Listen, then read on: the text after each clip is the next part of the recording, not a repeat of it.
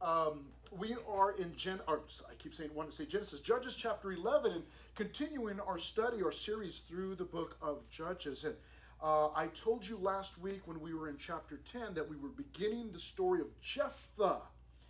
Although we did not see Jephthah's name in chapter 10, it still was the lead up, the introduction to Jephthah, and today we get into the story of Jephthah, or continue the story, I guess, of Jephthah, but we will actually see him mentioned and named several times throughout the chapter 11. And the story is rather incredible. But let me show you how I have it broken down. We've got verses 1 to 3, which is rejecting Jephthah, so we will see him rejected. And then in verses 4 to 11, the requesting of Jephthah, not Jephthah requesting, but somebody requesting Jephthah. And then we'll see his reasoning with Ammon. We'll talk about who Ammon is or who they are. And then we will see the rise and fall of Jephthah. And that last section, the rise and fall of Jephthah, we will see the rise for sure. When I say the fall, I don't necessarily mean that the end of Jephthah, but we see him making just a vital mistake there, which is not going to be surprising, especially with how the chapter really opens up. Now, the first section is rejecting Jephthah. Let's find out why he was rejected. In verse 1, it says, "Now Jephthah the Gileadite," because he was from Gilead, the family of Gilead, "was a mighty man of valor, but he was the son of a harlot, and Gilead begot Jephthah." So we find out some pertinent info about Jephthah here. And we're told that he was a Gileadite, which again means that he was from the family of Gilead. And he was a mighty man of valor. Now, oftentimes in the Bible, when you see that phrase, mighty man of valor, it's a positive term. It's a positive phrase. Oftentimes you see that related to an individual who is a fantastic leader. They're a mighty man of valor, mighty man of honor. In this case, it means that Jephthah was a great warrior, which could be good, could be bad. Let's find out. It does tell us also in verse 1 that he was the son of a harlot. Now the harlot, that is a biblical word, a Bible word, that is, we would understand that to be a prostitute today in our modern terminology. So his mom was a prostitute, which means that his dad hooked up with a prostitute, and she gave birth to Jephthah. And it tells us there in verse 1, "And Gilead begot Jephthah." So it names his dad, does not name his mom, but we know that his mom is a prostitute. Now, because of that, verse 2, we start to get our subpoints here. Maybe we do. There they are. Because of that fact, we see in verse 2 that he was driven out. It says in verse 2, "Gilead's wife bore sons." Now, wait a minute. Let's get the record straight here. Gilead's wife, but he also had this harlot that he was with. Yes. So Gilead he had a wife, he was married, and at some point he was with this prostitute. Now, let me mention something before we go any further, and it's this. I love the Bible for many, many reasons. One of those reasons is that it does not lack in reality, in sharing the entire picture. As Cromwell said many, many years ago, warts and all. So as you and I are reading through the Bible and studying about Bible characters, even some of the great Bible characters, and by the way, this Jephthah is mentioned in 1 Samuel and in Hebrews, and I'll mention those when we get down to the bottom or the end of our study. But here you find that this individual is definitely imperfect. But I love that about the Bible. And it does lend itself, that fact lends itself to the accuracy of the Bible, the reliability of the Bible. Because the Bible is not trying to paint a pretty picture of, certain individuals. It just tells us who the individuals were, and it tells us about them. Whether they were great, or whether they were not, or whether they were wonderful and godly, or whether they were sinful or wicked. The Bible just tells us, hey, here's who the person was. So the Bible's not trying to hide anything. So we find out that Gilead, his dad, was with a prostitute even though he had a wife. And so in verse 2, Gilead's wife bore sons. And when his wife's sons grew up, they drove Jephthah out and said to him. So they drive him out. That's why we call it, that's why we say he was driven out. And here's what they say. Here's the reasoning. You shall have no inheritance in our father's house. So they did not want to share any inheritance with Jephthah. For, that means because, you are the son of another woman. So this other woman was the harlot. So just so you understand the dynamics here, you've got Jephthah, you've got his father Gilead. Gilead's got a wife, and they had kids together, sons together. But Jephthah's mom, they didn't share a mom. His mom was a harlot, or a prostitute. Now, because of that fact, we are told here the other sons, his stepbrothers, those would be, drove him out. In other words, they kicked him out. They chased him out. Now, I need to, before we go any further, I need to share this with you, and it is this, that this individual, Jephthah, was kicked out only because he had a different mom. Yes, his mom was a prostitute. I get that. But the brothers are saying, you've got a different mom from us, and we don't want you to share in the inheritance, so you need to get out of here. And they literally chased him out. They drove him out. Now, this is a sad set of circumstances here, but it's one that is oftentimes repeated. Somebody that's rejected because they are different. Now, rejection is always hard to deal with, to maneuver around. It's always hard to deal with rejection. But for, and all of us, no doubt, at some point in our lives, I was going to say young lives, but I don't have a very young life. In our lives, your young lives, my old life, we've all experienced rejection. And we will experience more rejection in our lives. It's not, I'm not trying to bum you out, but it's just we see rejection in every area of our lives at different times. Hopefully we're not rejected from every single thing that we experience or attempt, but we will experience rejection. And rejection is a hard thing to deal with. Now, I'm talking to a group of high school students. You all know, I don't have to tell you, that rejection is very hard to deal with, and it's terrifying. And in fact, the fear of, not even necessarily rejection, but the fear of rejection can paralyze you and I, where I don't even want to attempt something because I'm afraid that I'll be rejected. So I don't want to go out for the team, or I don't want to speak up in class because I might be rejected. And that oftentimes keeps us quiet or keeps us from attempting great things. Now, that ought not be. We ought to attempt things, especially if we believe that God is pushing us to do that, then we ought to attempt it. Here we see this happening with Jephthah. He's, as far as we can tell, he just wants to be part of this family. It doesn't say that, but we assume, he's part of this family. But the brothers, the stepbrothers, get old enough. They drive him out simply because he is different. For you and I, as part of the Christian church, and we're part of the Christian, what we call universal church. In other words, we're part of the Christian church worldwide. And it's not just us here at Revival, but it's every Christian throughout the world. But we're here, so we take responsibility for our own actions.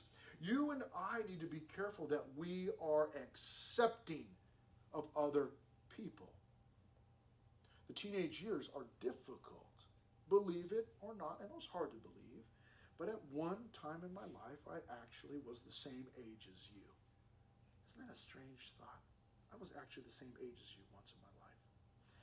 And I know that the high school years can be so awkward. And I've mentioned this lots of times before. Those of you that have been here before can attest to this. But something happens, right? When you're in elementary school, it's so easy to make friends, right? You're just a crazy little kid, walk around talking to everybody. Everybody's friendly. Well, most people are friendly. Not everybody is. But it's just easy for kids to make friends. They just get together, they play with toys or whatever, and they just end up being friends. And you might have a friend that's been a friend since you guys were little, and so it's easier. You get into junior high and things start to change, but still it's just a little bit easier to just talk. A little bit of goofiness going on. And it's just kind of like, okay, yeah, we're just all here. But when we get to high school, something changes drastically, and there's a fear of rejection, and that usually manifests itself in my thinking, like, I'm going in the high school room now. Do I have the right kind of clothes on? Is my outward appearance, is that going to be pleasing to everybody else in there? And there are things that become super important to us, like we walk in the room for the first time and, okay, where am I going to sit for the next 4 years? And because I got to pick a seat, and I got to make sure it's comfortable, and find a spot to sit, and that becomes, those are things that we become afraid of. Now, I'm telling you, I know they're super important to you right now, but there will come a time, and it's going to come quick, where you will look back and you will go, you know what? That was so dumb. Why did I think that way? Why was I thinking that this was such a big deal? You look back and you go, it wasn't really that big of a deal. But fear of rejection, because we're different. Am I different? Do I have the right things? Am I sitting in the right spot? Am I saying the right things? Do I listen to the right music? Do I play the right sport? All of those things.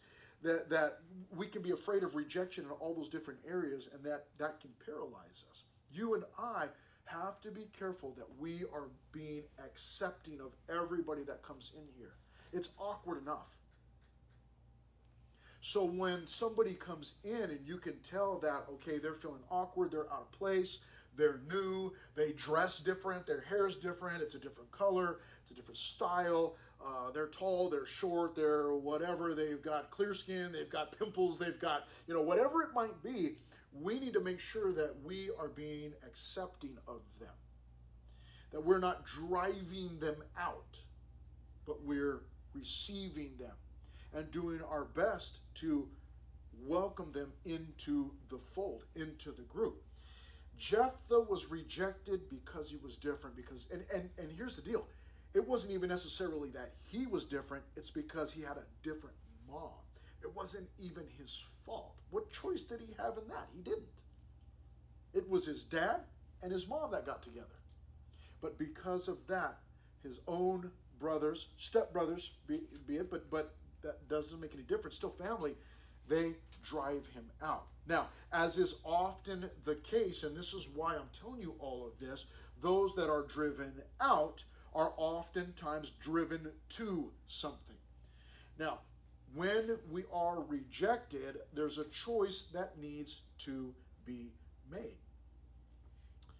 And when we are rejected, we oftentimes, in our hurt and in our pain that we take with us, we're driven out and then driven to the wrong things, which was the case. In verse 3, we find out, then Jephthah fled from his brothers and lived in the land of Tob. And here it is, worthless men banded together with Jephthah and went out raiding with him, which is, it's a biblical reason not to be a Raiders fan, because you don't want to. I'm just kidding. Yes? Wait, wouldn't they actually be like half siblings since they're related to, all of them are related to their father? Yes.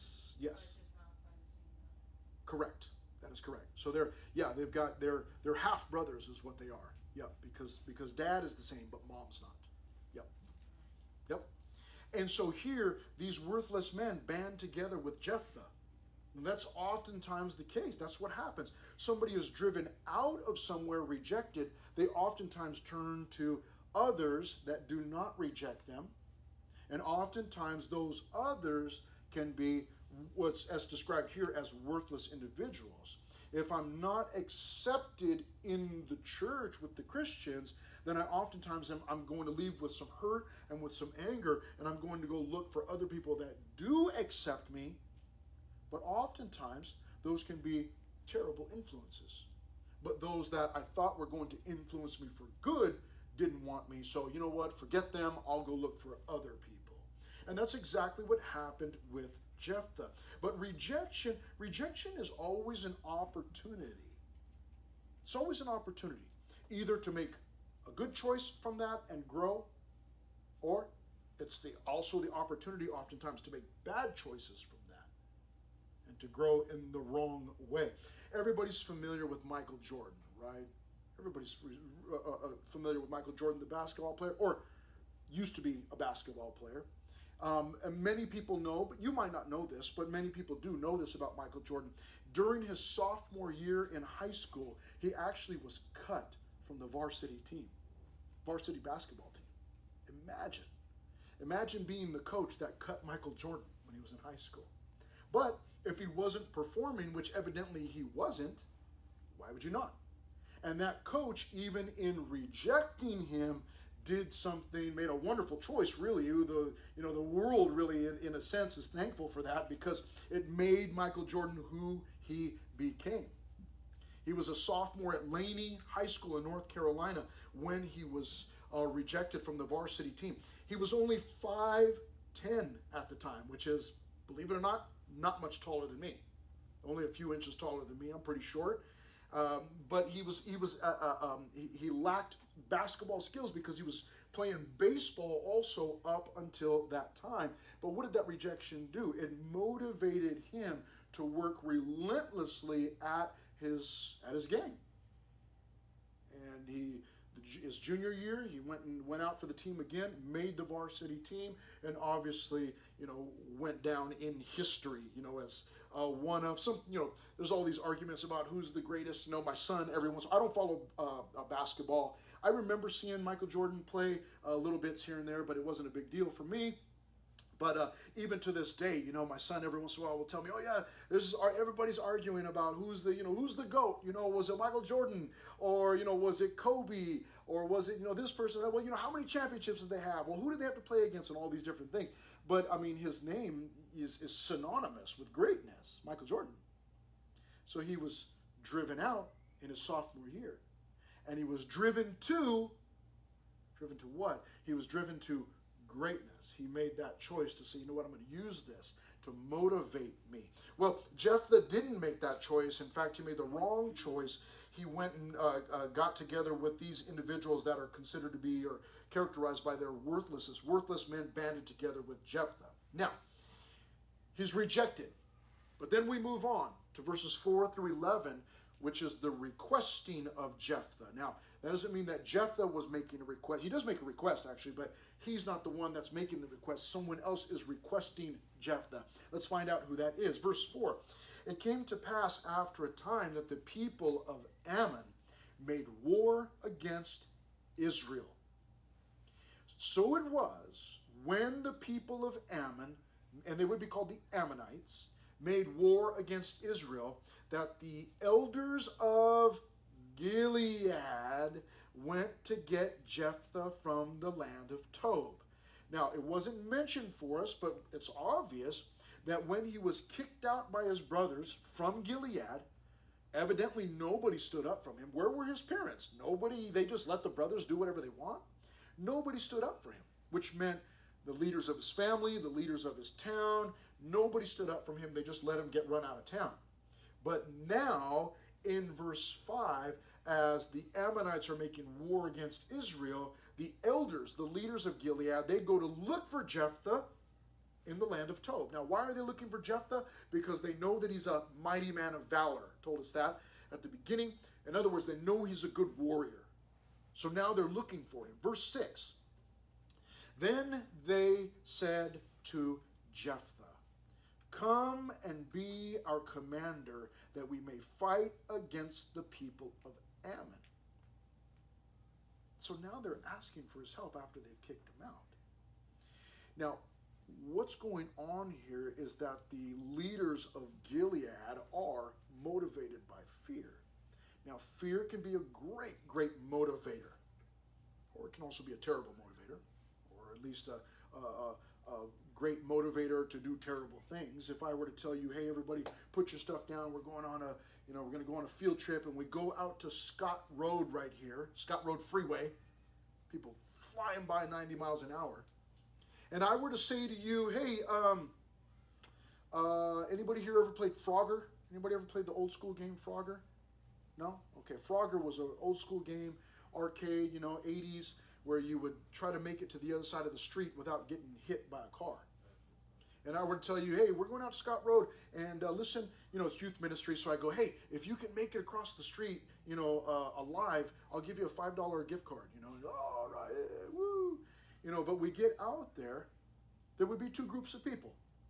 There would be a large group of us who would be motivated by fear to do a good thing. We would go, no, I'm not doing that. I'm not doing that for a $5 gift card. Make it 10 and I'll think about it. No, you'd be like, no, there's no way. I'm not doing that. It's not worth my life. But then, of course, we know that there would be probably, a couple of guys, because ladies, you know how the guys are. I'll do it for free. And they would do their best to get it, So the one group would be motivated by fear to do a good thing. I'm not running across the street. The other group would be motivated by fear to do a bad thing. Run across the street. Now they're both motivated by fear, but one says, no, I'm not doing that. That's dumb. I'm not doing that. The other group who would do it, they would be afraid also, but they would be afraid of not looking cool or being rejected by everyone or looked down upon by everybody. They would be afraid of their outward image. And they would go, oh, I can't, I got to do it because I can't let anybody know that I'm scared or that I'm chicken or everybody's going to think I'm weak. So fear can motivate us to good things or it can motivate us to bad things. Well, here, these people are motivated by fear. And what do they say in verse 6? To Jephthah, come and be our commander that we may fight against the people of Ammon. Come and help us out. Now, here's the deal. Why are they, what's the problem here? The problem is if you go back to chapter 10, we're not going to do that right now. Just remember with me if you were here last week. If not, I'll summarize it for you. In chapter 10, God was speaking to these people and said, listen, you've rejected me. You've been worshiping other gods. And he literally told them, I'm not helping you anymore. Go ask those other gods that you've been worshiping to help you. Ask them to save you. I'm not saving you anymore. So the people, in rejecting God and then being rejected by God, now they've got no choice. Now they can't go to God, or at least they're not going to God. Seems like I would have kept begging God, mercy, mercy, mercy, have mercy. But they just go, okay, well, I guess we'll go find somebody. We'll go find our own help. So now they're looking for Jephthah, this guy that they had run out of town. It's foolishness. But because they're motivated by fear, they're trying to preserve their own life. Who can we find? Who's the toughest person in the land that we can go find that's going to come and fight for us? So they go and find Jephthah because he's a mighty man of valor. So in verse 7, Jephthah said to the elders of Gilead, did you not hate me and expel me from my father's house? Why have you come to me now when you are in distress? A couple of great questions. And the elders of Gilead said to Jephthah, that is why we have turned again to you now. Which makes no sense to me. That you may go with us and fight against the people of Ammon. Look at this. And be our head over all the inhabitants of Gilead. Come and fight for us, and we'll make you our leader. Being motivated by fear, they're making this promise. You come and fight for us, and we'll let you be our ruler. Now, because they are motivated by fear, Jephthah, being no dummy, is motivated by power, or at least the promise of power. So look what he does in verse 9. So Jephthah said to the elders of Gilead, if you take me back home to fight against the people of Ammon, and the Lord delivers them to me, shall I be your head? So they're wheeling and dealing here. This is crazy. They kicked Jephthah out, didn't care about him enough to keep him there. But now they're saying, hey, please come back and we'll let you lead us. And here's Jephthah. He knows that the people are under attack. But you can hear it. He's not going back unless he gets to be their leader. So he's not saying, you know what, you guys didn't like me, but I love my people. I'm going to go back and I'm going to fight. Let's go. He doesn't do that. He says, so if I go back, you're going to make me your ruler? So he's wheeling and dealing. There's no real concern for the people who are under attack. What he's concerned about is his own position. And that's what happens. People feed off of our fear. And when they know that we are afraid, they take advantage of us often. So you and I want to be careful with these things. That we're not operating in fear and crying out to someone for help that's only motivated by power and the authority or the power that they'll have over us. I'll do this for you, but you got to do this for me. Or I'll do this for you, but from now on you got to do all my homework or whatever. That's the situation here. It's a bad situation between two groups of people, the Gileadites and then Jephthah and his worthless group of people who are, they're everybody's out for their own. You see that? One motivated by fear, come and save us, save our lives. The other one saying, well, I'll come and save your life if you'll do this for me. So it's a bad situation. And so it says in verse 10, and the elders of Gilead said to Jephthah, the Lord will be a witness between us if we do not do according to your words. Then Jephthah went with the elders of Gilead, and the people made him head and commander over them. And Jephthah spoke all his words before the Lord in Mizpah. Now, in verse 9, he mentioned the Lord. In verse 10, the people mention the Lord. And in verse 11, we're told that he spoke all his words before the Lord in Mizpah. But keep in mind that each of these individuals is out for selfish reasons. They are making these deals for selfish reasons. None of this is genuine. If the people were not being attacked by the Ammonites, they would not have gone looking for Jephthah. They weren't trying to restore a relationship with him. And Jephthah, if that had not happened and the people didn't need him, he wouldn't be trying to wheel and deal and get himself some power out of it. So it's a bad situation. Now, let's find out what happens. In verse 12, beginning in verse 12, we see the reasoning with Ammon in verses 12 to 28. And we are not going to read all of these verses. I'll summarize it for you, and I'll do that when we get to verse 14. But in verses 12 and 13, we see simply that they are sending messages. Jephthah's going to send a message to the king of Ammon. The king of Ammon will send a message back. Let's look at verses 12 and 13. Now Jephthah sent messengers to the king of the people of Ammon. And here's what he said.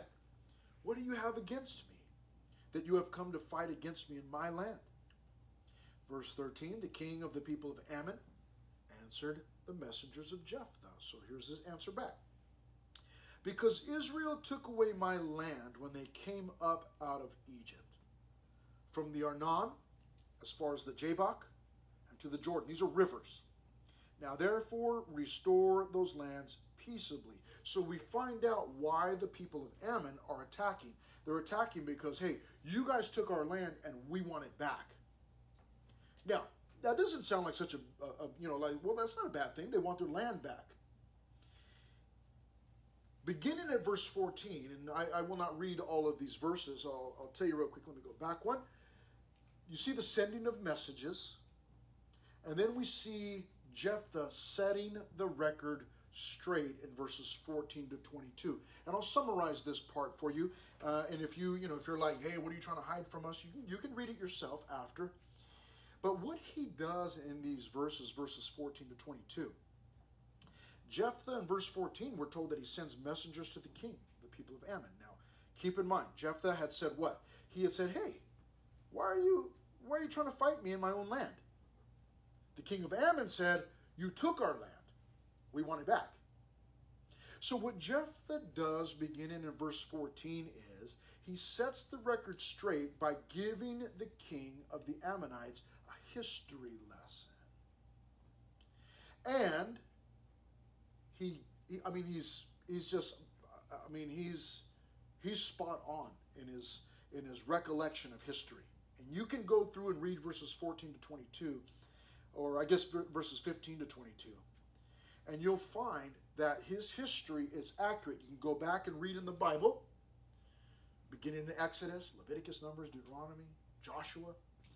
And you'll find that his history is just right. Well, what he's doing here in setting the record straight is he's telling the king of Ammon, listen, homeboy, it's not your land anymore. It's not yours. What he says in these verses, and it's true, is he starts back at the Exodus when the people were leaving Egypt. And he tells them, listen, Moses led us out.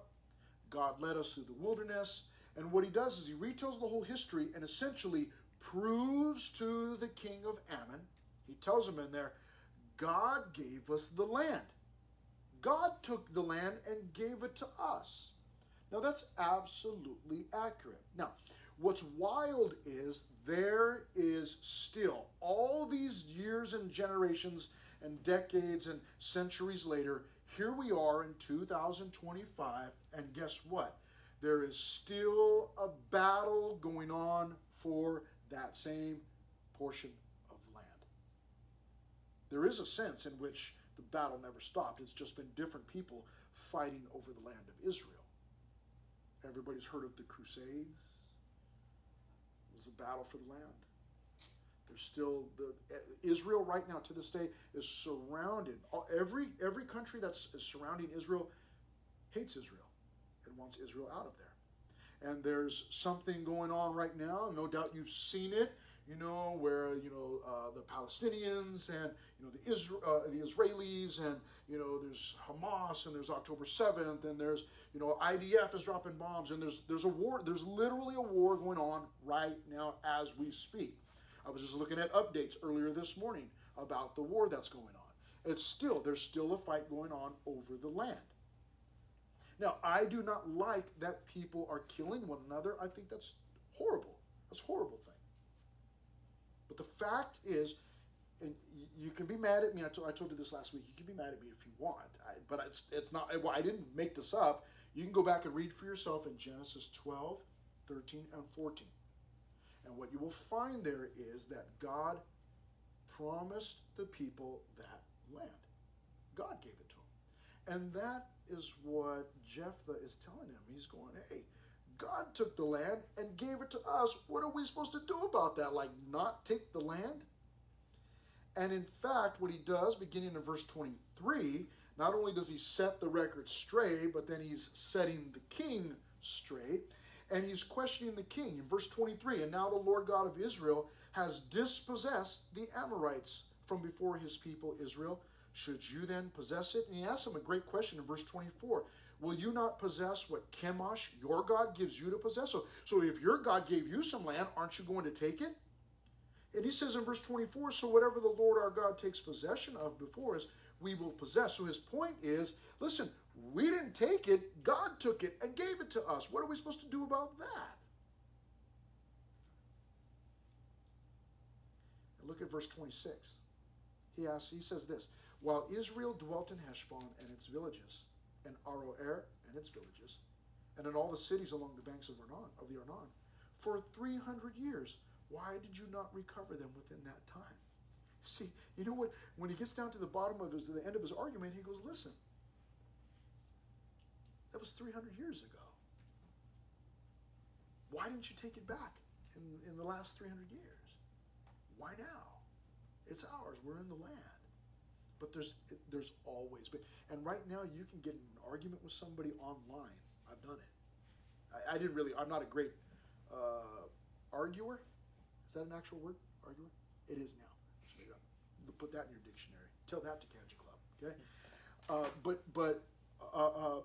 I don't see a reason really to argue over these things.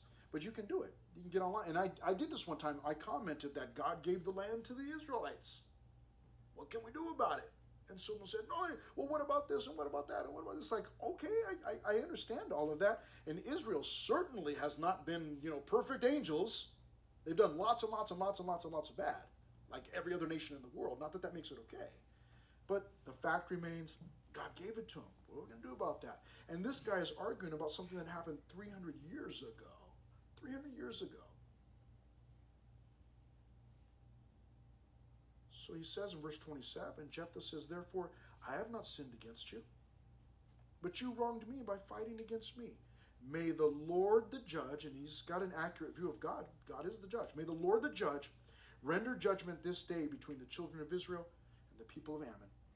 However, the king of the people of Ammon did not heed the words which Jephthah sent him. He didn't listen. Now, this is extraordinary. Our next section, which is our final section, verses 29 to 40. Beginning in verse 29, but then also verses 32 and 33, let me get that up there for you, we will see the faithfulness of God. You go, wait, I thought God wasn't involved. I know. But look at verse 29. Then the Spirit of the Lord came upon Jephthah. And he passed through Gilead and Manasseh, and passed through Mizpah of Gilead. And from Mizpah of Gilead, he advanced toward the people of Ammon. So he's marching through. Now, what that indicates for us is that as he's marching through, no doubt he's gathering troops. He's already got a group of worthless men that are with him that are raiders. Not the football team, but they're people that go out and raid. But no doubt as he's going through, other people are, hey, where are you guys going? Oh, we're going to fight the Ammonites. What? I'm coming with you. All right. And they go through the next town. What's going on? Where are you guys going? We're going to fight the Ammonites. Jephthah's leading us. All right, I'm coming with you. Gathering people along the way, no doubt. But what's key is that in verse 29 at the beginning, the Spirit of the Lord came upon Jephthah. Wait, I thought God wasn't involved. Well, that tells us two things. God is always involved with his people. Even when God had rejected them, he still loves his people as a whole. But here's the second thing. You go, wait a minute, Jephthah wasn't that great of a guy. So why would God send his Spirit to be on Jephthah? Because God uses imperfect people. Watch out. Do you know anybody that's imperfect? Thank you very much. There's two of us. Okay. I guess the rest of you are flying high. Yeah. There isn't anybody that's perfect. We're all imperfect. And yet God will use us at times. And here he's going to use Jephthah. Now, in verses, I told you the faithfulness of God, which we'll see again in just a moment, but let me put in this little parenthesis here. The foolishness of Jephthah. So we see the faithfulness of God, then the foolishness of Jephthah in verses 30 and 31. Because, everything's going good. The Spirit of God has come upon him. And then this fool, verse 30, and Jephthah made a vow to the Lord and said, well, wait a minute. Why did he make a vow to the Lord? He didn't need to do that. God had already sent his Spirit upon him. Why is he now making vows? I'll tell you why. This was very characteristic of idolatry. Making a deal with your God. God, if you do this, then I'll do this. You know how sometimes we try to do that, like try to barter with God? God, I didn't study for my test, but if you'll give me an A, I promise I'll go to church this week. And people do that all the time. I'll make a deal with you, God. God's not into making those deals. He didn't need to do this. But here's what he says. He makes a vow and he said, if you will indeed deliver the people of Ammon into my hands, then it will be that whatever comes out of the doors of my house to meet me when I return in peace from the people of Ammon shall surely be the Lord's, and I will offer it up as a burnt offering. Done. Why? We'll find out. But let's read verses 32 and 33, where we see again the faithfulness of God. So Jephthah advanced toward the people of Ammon to fight against them, and the Lord delivered them into his hand. So God did it. God gave him the victory. And in verse 33, he defeated them from Aroer as far as Menith, 20 cities, and to Abel Keramim with a very great slaughter. Thus the people of Ammon were subdued before the children of Israel. Now we've seen the faithfulness of God there. We've seen the foolishness of Jephthah. We finish with the faithfulness of his daughter. What? Look at this. When Jephthah came to his house at Mizpah, this is post-war. He comes back from the victory. And he gets to his house. Now remember, what was the vow he made?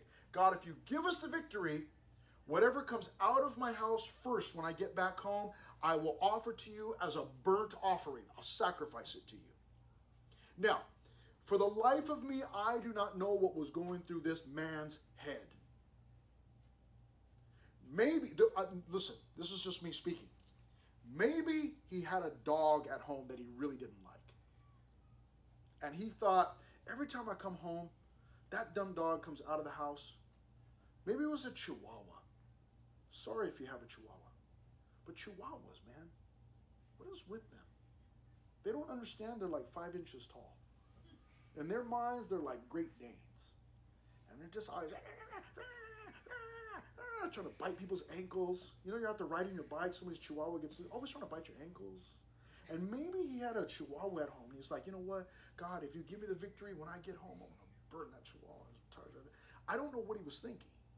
Because when he gets home, his daughter is the first one to come out.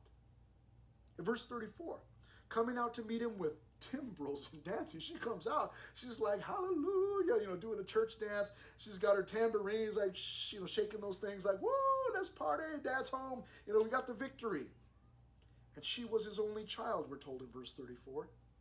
Besides her, he had neither son nor daughter. It was his only child. And look what this fool does in verse 35. And it came to pass, when he saw her, that he tore his clothes. And look what he says.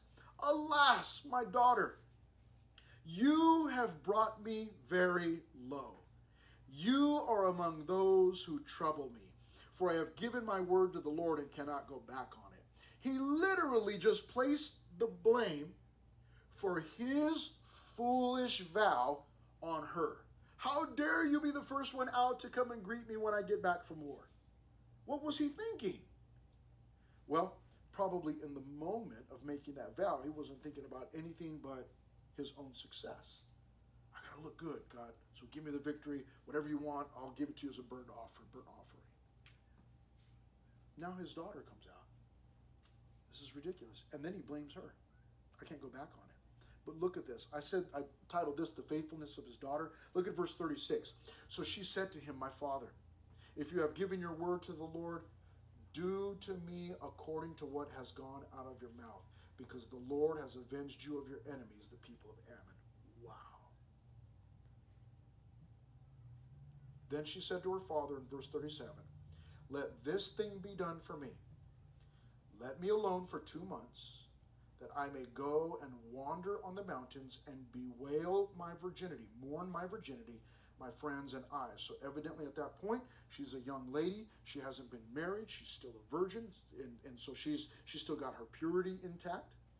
And she says, please, just before you do whatever you need to do, please let me go out and mourn for 2 months. So in verse 38, he said, go. And he sent her away for 2 months. And she went with her friends and bewailed her virginity on the mountains. Well, why in the mountains? And I don't know. I don't know why. But that's what she chose to do for 2 months. I told you this was the faithfulness of his daughter. Check this out. Let me ask you a question. If this was you, put yourself in her place.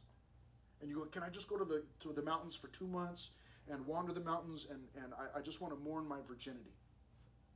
And Dad said, yeah, go ahead. Let me ask you a question. After Dad, what did you promise? I promised that I was going to offer you as burnt offering. Let me ask you a question. You go out to the mountain for 2 months. Would you come back? You'd be like, oh, you know what? I got lost. I took a wrong turn. I don't know. Somehow I ended up, I ended up in America. I don't know. I don't know what happened. I was just the strangest thing. I got on a ship. I went across, I would never come back, right? But this young lady, in verse 39, and so it was at the end of 2 months that she returned to her father. Now, here's where it gets blurry for some people. It's not blurry for me, but let me explain. He carried out his vow with her, which he had vowed. Sounds to me like he offered her up as a burnt offering. He sacrificed her, killed her, sacrificed her. However, also in verse 39, there's 4 words there, a little phrase. It says, she knew no man. Now, that's a common phrase in the Bible, and what it means is that individual who did not know a man means that she never got married to anybody. So, what I believe happened, and I've got reasons for believing this, is that he in fact did not offer his daughter as a burnt offering. He didn't take her life and burn her to death. I'll tell you why I believe that. But what he did instead was he gave her to God as a servant to God in some capacity for the rest of her life, so that she never married and she just served God for the rest of her life. Now, why do I think that? I'll tell you why in just a moment. But let's finish reading in verse 39. And it became a custom in Israel that the daughters of Israel went 4 days each year to lament the daughter of Jephthah the Gileadite.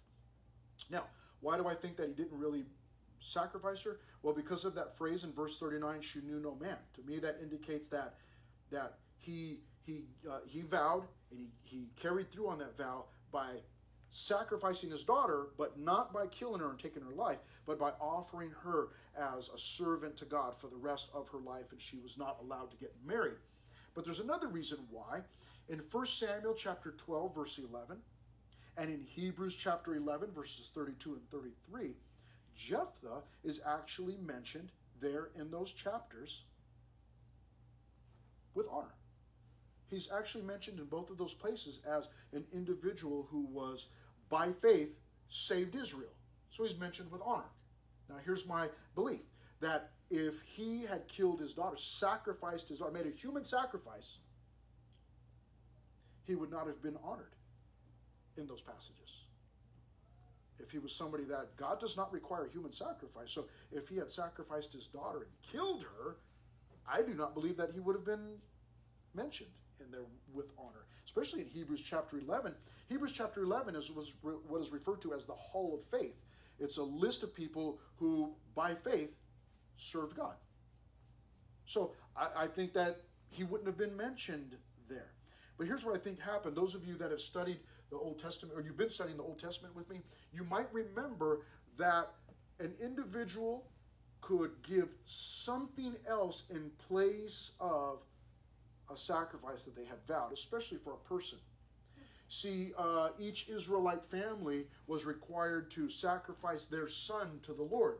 Well, what does that mean? It means that they were required to dedicate their son to the Lord, but and God actually set this up. He says, I want you to give me your son, but in place of your son, I want you to sacrifice this animal. Don't come and kill your son. I just want you to dedicate him to me. His heart is going to be mine, but you're going to sacrifice this animal in his place. So that's what I believe happened here, that this individual Jephthah said, I'm sorry, but you cannot get married, and we're going to have to sacrifice an animal in your place, but you're going to have to serve the Lord for the rest of your life. And she went along with it. That's why she was willing to go along with whatever had been vowed. That's why she was willing to come back. She wasn't coming back to die a physical death. She was coming back to serve God for the rest of her life. And her attitude right at the beginning, listen, you promised God, you got to follow through with it, Dad. I mean, what a great example. What a great example.